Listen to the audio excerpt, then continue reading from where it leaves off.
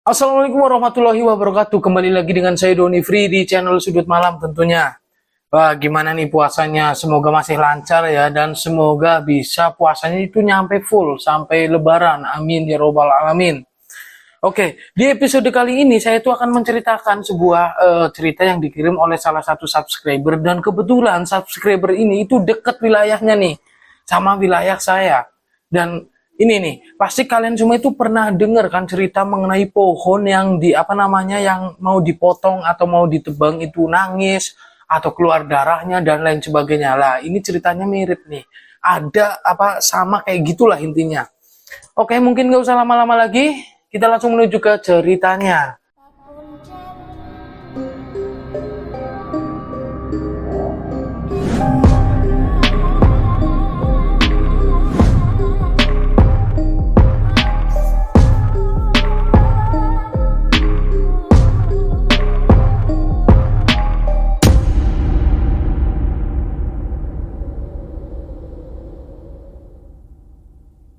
Jadi di Provinsi Jawa itu ada salah satu kampung, di situ tuh masih pelosok banget, dan bahkan di situ itu nggak ada sinyal handphone. Nah, jadi pada saat itu ada salah satu perusahaan provider itu mau mendirikan tower atau menara sinyal gitu di situ. Nah, di situ itu sudah terpilih tempatnya atau tanahnya. Jadi tanah tersebut itu bekas bangunan zaman dulu banget, dan itu masih ada separuh bangunannya, temboknya itu masih ada, tetapi ya keadaannya udah ngeri gitulah, udah usang banget. Akhirnya setelah cocok dari perusahaan provider tersebut itu mencari orang untuk menebang pohon yang berada di situ. Memang di situ tuh ada pohon yang gede banget. Itu seperti pohon beringin bentuknya, tetapi itu bukan pohon beringin. Nah, menurut warga sekitar dan warga setempat tuh yang berada di situ, itu pohon itu mistis banget, angker gitu loh. Wilayah itu tuh memang angker. Bahkan sering nih ada orang warga yang diliatin pocong, sesosok genderuwo, itu berada di pohon tersebut. Nah, makanya di situ warga sekitar itu nggak ada yang berani potong pohon itu, maksudnya nggak nebang gitu, nggak ada yang berani loh. Nah, di sini akhirnya dari perusahaan provider tersebut dia itu mendatangkan penebang pohon itu dari wilayah sana lah, dari kota intinya gitu. Dibawalah ke situ tuh. Pada saat hari itu, dia itu kan mulai menebang tuh. Dia itu menggunakan gergaji mesin. Tetapi pada saat dia langsung menebang pohon tersebut, ini mesin gergaji mesinnya itu patah. Nah, itu bahkan itu sampai ketiga kali tuh. Jadi si penebang pohon itu ya namanya udah profesional, dia itu pasti udah bawa mesin cadangan kan. Dan dia itu bawa tiga, dan ketiganya itu patah semua. Jadi nggak ada yang berhasil untuk menebang pohon tersebut. Jangankan menebang, untuk mengenai kulit pohon itu saja, itu nggak ada yang berhasil, nggak ada yang tembus. Jadi pohon itu kayak pohon kebal gitu loh. Nah, di sini akhirnya bingung kan dari perusahaan provider tersebut. Padahal warga sekitar ini udah ngomong, Pak, mendingan cari wilayah yang lain saja, jangan di sini, Pak. Soalnya pohon tersebut itu udah terkenal angker banget dari dulu gitu loh. Tapi namanya perusahaan, dia itu kan nggak mikirin hal-hal seperti itu. Lagian itu tanah udah terbeli, dan itu udah siap banget buat dibangun tower atau menara sinyal. Lah, akhirnya 1 minggu pun berlalu, dan itu benar-benar nggak ada yang bisa menebang pohon tersebut. Nah, di kampung itu ada 2 orang pintar, sebut saja namanya Pak Gatot dan Pak Risto.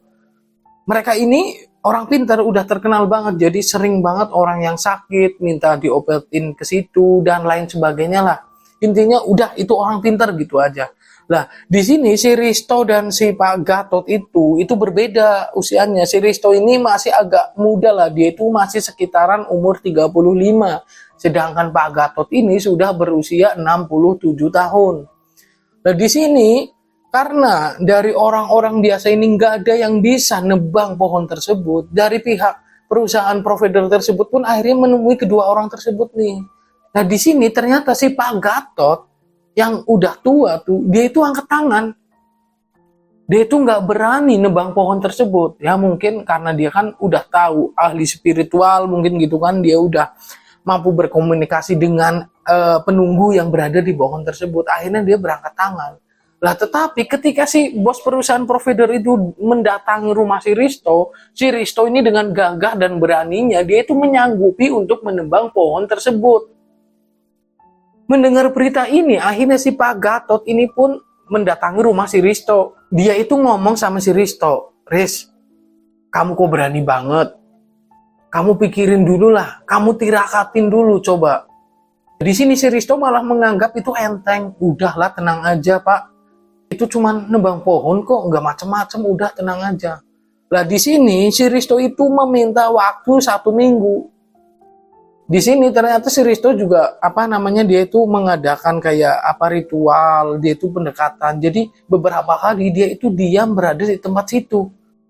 Menurut warga sekitar itu banyak yang melihat pada malam hari si Risto ini dia itu diam duduk di tempat itu, tepatnya di bawah pohon itu. Jadi seperti semedi gitulah, dia itu duduk sambil membakar kemenyan dan dia itu juga menyiapkan sesajen gitulah. Akhirnya 1 minggu ini berlalu, tibalah hari di mana si Risto ini akan menebang pohon tersebut. Di sini ternyata pada hari itu dia itu gagal. Bahkan dia itu memotongnya dengan teknik manual, dia itu menggunakan kampak nih. Lah, sedangkan kampak itu pada saat dia akan menebang pohonnya, ketika dia udah menebas pohon tersebut, kampaknya itu terlempar. Dan itu mengenai kaki salah satu warga.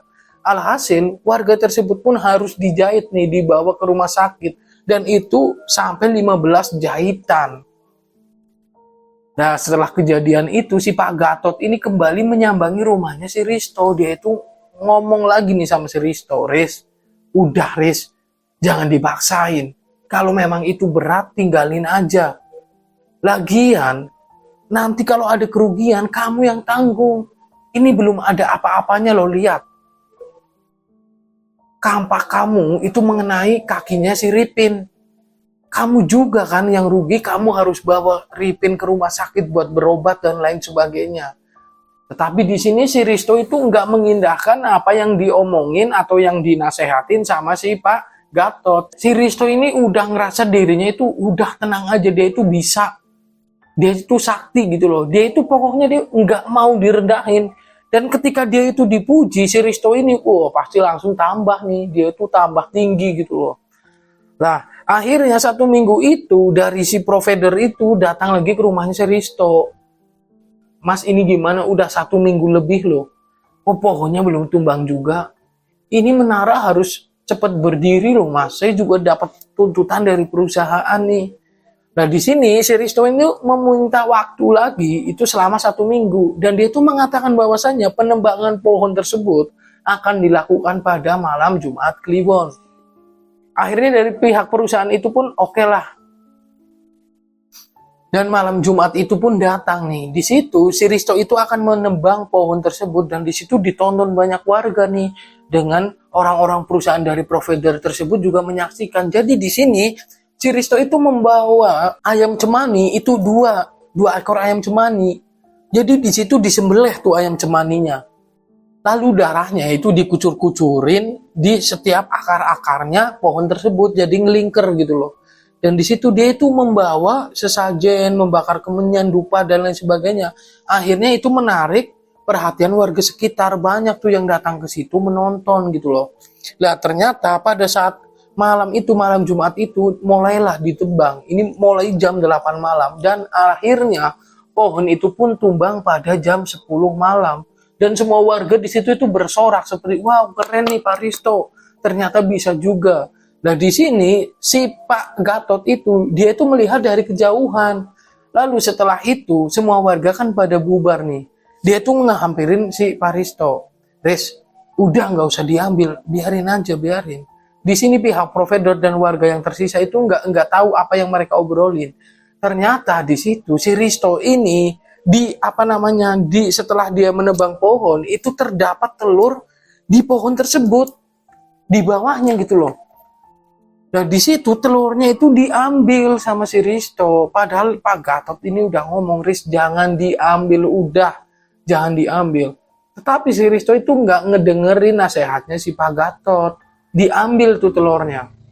seolah gagah dan pemberani, si Risto ini ngomong sama si bos perusahaan provider dan sama warga yang masih berada di situ. Ini adalah telur hantu nih penunggu di sini. Ini bakalan saya bawa nih. Nah di situ si Pak Gatot itu masih ngomong di depan warga, Riz, udah biarin, tinggalin di situ. Tolong kamu dengerin omonganku kali ini, tinggalin aja. Tetapi si Risto tetap menolak. Udah nggak apa-apa. Setelah itu tuh telurnya tiba-tiba langsung dibanting sama si Risto. Blah! Dan yang keluar itu darah. Jadi nggak seperti telur pada umumnya gitu loh. Yang keluar itu darah. Dan seketika telurnya itu pecah, si Risto tiba-tiba saja ini dia pingsan di tempat itu.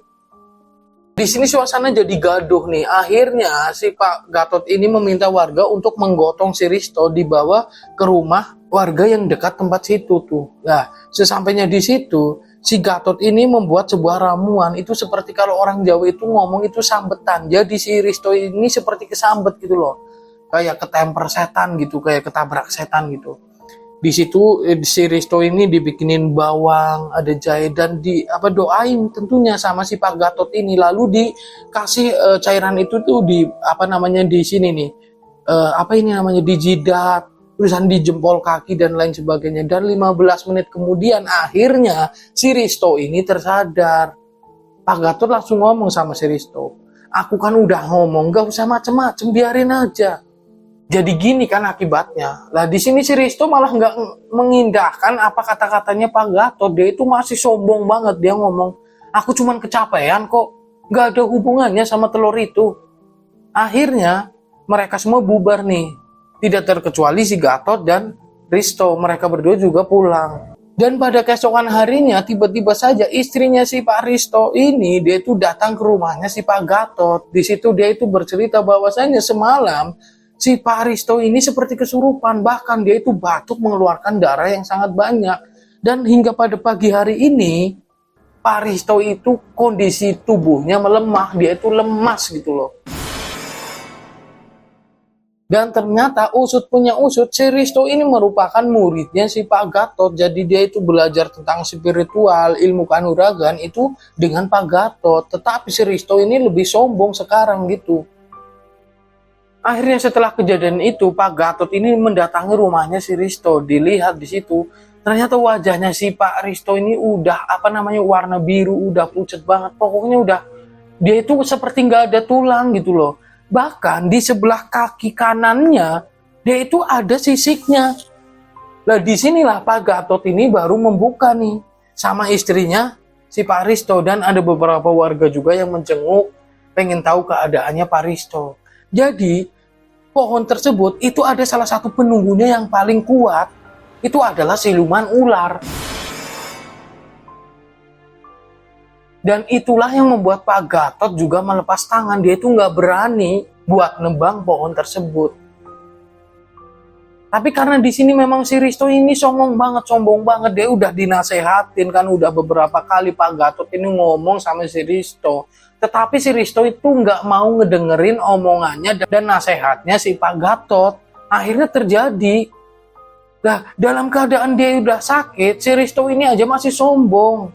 Dia itu ngomong sama si Pak Gatot bahwasannya dia itu bisa nyembuhin dirinya sendiri. Nah, di sini yang awalnya Pak Gatot ini mau kasihan sama si Risto, akhirnya jadi timbulnya dia itu males. Mau nyembuhin, mau ngobatin, mau nolongin pun jadinya males. Akhirnya dia langsung pulang nih. Dan ternyata dari hari semakin hari itu terdengar kondisinya Pak Risto ini semakin melemah. Dari hari semakin hari, bahkan satu kakinya juga, satu kaki sebelah kiri dia juga udah ditumbuhin sisik lagi. Jadi sekarang kakinya Pak Risto itu dua, itu bersisik semuanya. Dan ini benar-benar tidak wajar menurut dari warga sekitar yang tahu penyakitnya si Pak Risto. Akhirnya tersiar nih kabar tersebut. Inilah akibatnya Pak Risto itu sombong, sok berani, sok gagah menebang pohon yang dikeramatkan itu. 1 bulan nih berlalu nih.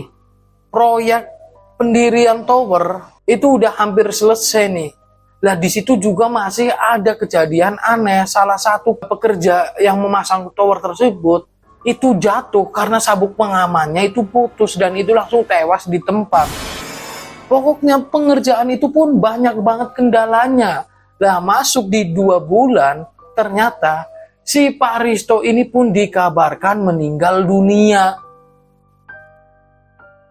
Di sini warga semuanya geger nih, karena ketika si Pak Risto ini meninggal dunia, itu didapati selain kedua kakinya ini bersisik, ternyata kuku tangannya dari Pak Risto ini itu pun terdapat kuku yang sangat panjang dan berwarna hitam. Itu nyeremin banget nih. Dan akhirnya setelah kejadian itu pun Pak Risto dimakamkan nih. Dan beberapa minggu kemudian ternyata pengerjaan tower tersebut itu pun harus diberhentikan total. Karena salah satu bos yang menyuruh Pak Risto ini untuk menebang pohon tersebut, setiap malam dia itu dimimpiin didatangin siluman ular dan dia itu dimimpinya dia itu selalu dililit.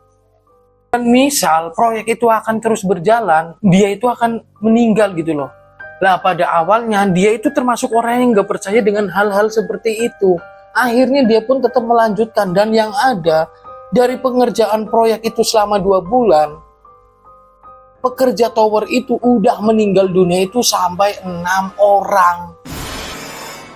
Dan akhirnya dengan sangat terpaksa dan dengan berbagai macam pertimbangan, proyek tower tersebut itu pun diberhentikan sampai sekarang. Nggak ada kelanjutannya. Padahal itu udah ada separuh tuh tower tersebut itu udah berdiri. Tapi mungkin karena ini kaitannya dengan keselamatan gitu kan. Nah, dengar-dengar kabar terbaru, ini ada provider lain lagi nih yang akan melanjutkan pengerjaan tower tersebut. Tetapi sampai sekarang pun belum ada pengerjaan. Jadi di sini kita belajar ya bahwasannya di sebuah tempat dimanapun tempat itu ada penunggunya. Kita itu nggak boleh gegabah, nggak boleh sombong, apalagi bertingkah sok jagoan. Karena seperti halnya kita pun ketika kita berada di rumahnya orang, itu pasti ada aturannya yang berbeda-beda. Kita nggak bisa seenaknya jidat sendiri gitu loh. Dan cerita pun berakhir. Jadi terima kasih buat teman-teman semua yang sudah menonton cerita ini dari awal sampai akhir. Dan buat kalian juga yang mempunyai pengalaman mistis mengenai kisah pesugihan dan lain sebagainya dan pengen diceritakan ulang oleh saya, silahkan kirimkan saja ceritanya melalui DM Instagram saya @doni_free. Dan akhirnya saya Doni Free pamit undur diri, sampai berjumpa di video berikutnya. Wassalamualaikum warahmatullahi wabarakatuh.